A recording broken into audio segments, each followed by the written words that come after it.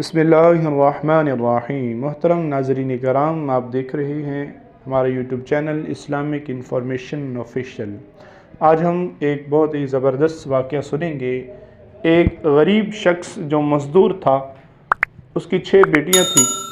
اور ہر وقت وہ دن رات مزدوری کرتا اور اس فکر میں رہتا کہ میں اپنی بیٹیوں کی شادی کیسے کروں گا۔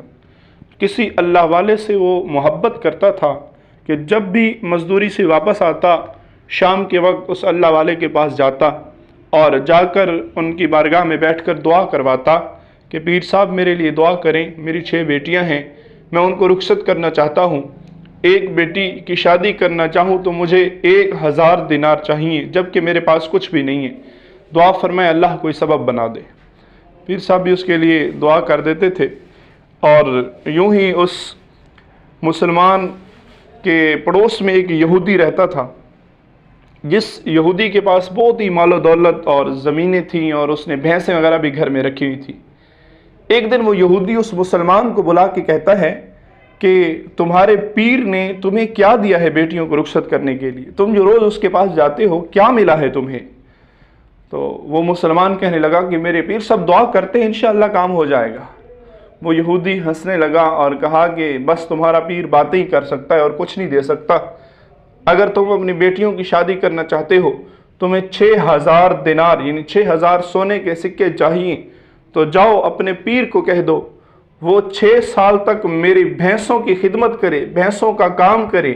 میں تمہیں اس کے بدلے میں 6000 سونے کے سکے دے دوں گا۔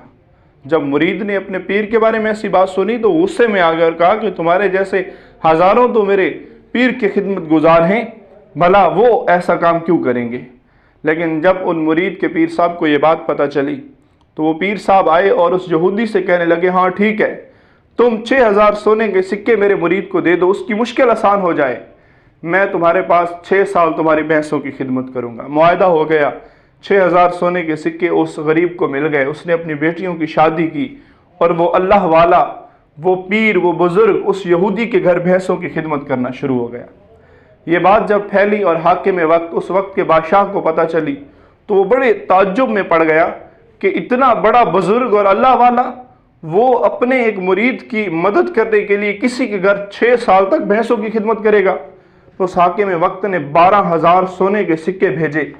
اور اس اللہ والے کو پیغام بھیجا کہ ان 12000 میں سے 6000 سے اس یہودی کا قرض اتار دو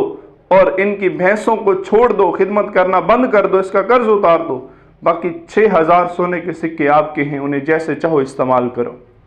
ان اللہ والے بزرگوں نے جیسے وہ 12000 سونے کے سکے پہنچے، فوراً وہ لیے اور ان کو اللہ کی راہ میں صدقہ کر دیا، اپنے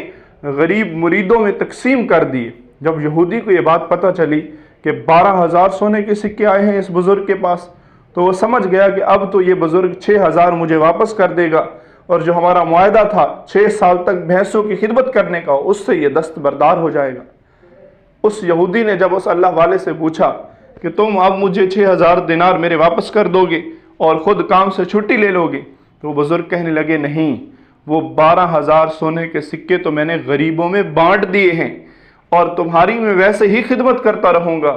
کیونکہ ان کے بدلے میں نے اپنے ایک مرید کی مدد کی ہے، اور اگر تم چاہو گے تو ان 6 سال کے بعد بھی تمہاری خدمت کرتا رہوں گا تاکہ تم مجھے اور پیسے دے سکو